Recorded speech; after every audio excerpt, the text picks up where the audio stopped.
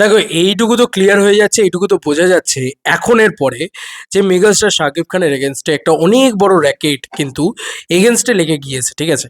এটুকু বোঝা যাচ্ছে। কেন বলছি এত বড় কথাটা? কারণ আজকে জ্যোতির্ময়ী কুণ্ডুর যে স্টেটমেন্ট, সেটা পৌশালিদি ভিডিও বানিয়েছে, সেখানে সে স্টেটমেন্টটা তুলে ধরেছে। আমি খুঁজে পাইনি কোথাও তার ইন্টারভিউ স্টেটমেন্ট, সেটা আমি তুলে ধরছি না। তবে এটা তার স্টেটমেন্ট যে 300টা ক্যামেরার সামনে কেনই বা ব্যাড টাচ করবে শাকিব খান আমাকে, এবং শাকিব খান যদি আমাকে ব্যাড টাচ করতো তাহলে 300টার ক্যামেরার সামনে করতো। এবং তার সঙ্গে সঙ্গে তার আরও একটা স্টেটমেন্ট যে ওখানে এত ভিড় যে ওখানে দাঁড়ানো যাচ্ছিল না, এবং কিছু মানুষ বলেন ছবি তোলার কথা, এবং যখন ছবি তুলতে হয় নায়ক নায়িকাদের একসঙ্গে, তারা কোমরে হাত দিয়েই ছবিটা তোলেন। সেই কারণেই, সেই মোমেন্টেই ওই ক্লিকটা হয়। ওই ক্লিকটা করার জন্যই হাতটা দেওয়া হয়েছিল। তাও দেখবে শাকিব খান হাতটাকে এরকম মুঠো করে রেখেছেন একটা সাইডে। তো যাই হোক, এবং সেটা প্রোটেক্ট করা কো আর্টিস্টের কাজ, এই একটা পয়েন্ট এই তুলে ধরা হয়েছে। এবং জ্যোতির্ময়ী বলছে যে আমি তো বাচ্চা নয়, তাই আমার এই জিনিসগুলো মানে আমার সাথে হয়েছে, যে এই জিনিসটা আমার সাথে হবে আর আমি চুপ করে থাকবো 300টা ক্যামেরার সামনে? তো এটা এই একদমই কি বলবো, মানে সত্য কথা। এবার শাকিব খান কোনোদিনই এগুলো নিয়ে মুখ খুলবেন না বা স্টেটমেন্ট দেবেন না, খুব স্বাভাবিক বিষয়, কারণ উনি মেগাস্টার। কিন্তু ব্যাপার হচ্ছে, তাহলে বুঝতে পারছো চক্রান্তটা কোন জায়গায়, কোন জায়গা থেকে কোন জায়গা অবধি চক্রান্ত? বন্ধুরা, চক্রান্তটা একদম তৃণমূল স্তর থেকে, মানে একদম, মানে তৃণমূল স্তর মানে কোনো দল নয় বলছি না, আমি বলছি একদম মানে নিম্ন মান থেকে এবং উচ্চ মান অবধি গিয়েছে। কীরকম বন্ধুরা, বাংলাদেশের যে সমস্ত মিডিয়ারা এটা করবে, এটা প্রি প্ল্যান্ড ছিল। তার মানে মানে এ ধরনের জিনিসপত্র যে তারা করবে, এটা তার মানে তারা প্রি প্ল্যান করে এসেছিল, এবং এটা কারুর একটা ইন্ধনে তো তারা করছিলই করছিল। এবং তারা বাংলাদেশে বসে এই ধরনের জিনিসপত্র তৈরি করার পরে, এরকম ধরনের খবর তৈরি করার পরে, সেটা ইন্ডিয়াতে ফ্ল্যাশ করবে। এবং এখানকার বড় বড় journalist as like Bhaswati, as like Anandabazar, এখানকার টপ রেটেড জার্নালিজম পোর্টাল, বা ভাস্বতী টপ রেটেড জার্নালিস্ট, এবং আনন্দবাজার তো 1 নম্বর পোর্টাল বলা হয়। আমরা সবাই তাই শুনে এসেছি ছোটো থেকে।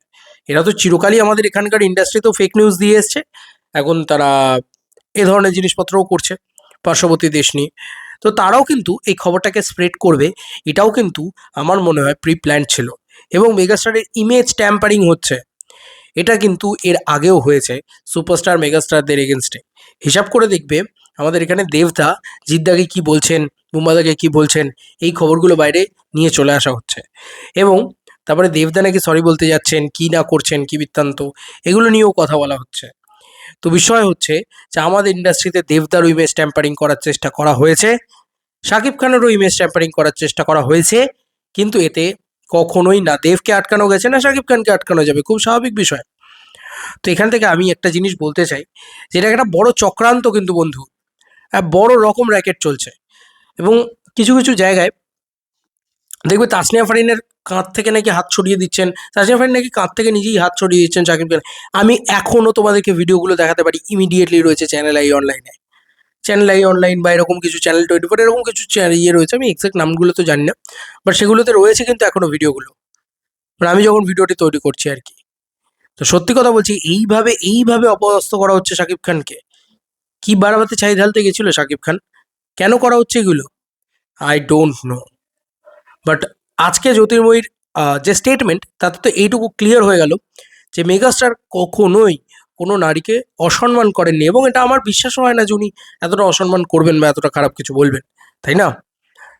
জানি না, মানে এবার না ব্যাপারটা খুব খারাপ হচ্ছে। এবং আমরা সকলে ভিডিও তৈরি করেছি, আমাদের প্রত্যেকের খুব খারাপ লেগেছে বিষয়টা, খুবই খারাপ লেগেছে বিষয়টা। কারণ একটা দেশের মেগাস্টারকে সেই দেশের মিডিয়ারাই সম্মান করতে জানে না, তাহলে আর ভারতবর্ষের দিকে আঙুল তুলে কী হবে? ভারতবর্ষের এখানে তো বসেই আছে মানুষ নিউজ করার জন্য, এসব তো চটপাটা মশলা। এবং জ্যোতির্ময়ী তো এটাই বলেছে যে এত বেশি কমপ্লিকেটেড করতে যাবেন না, এত মশলা ছড়াতে যাবেন না। যাই হোক, এই ছিল এখনকার মতো ভিডিও। তোমাদের কার কি মতামত, এটা ভিডিওটাকে নিয়ে জানিও কমেন্ট সেকশনে। চলো বন্ধুরা, নতুন কোনো ভিডিওতে দেখা হবে, বাই।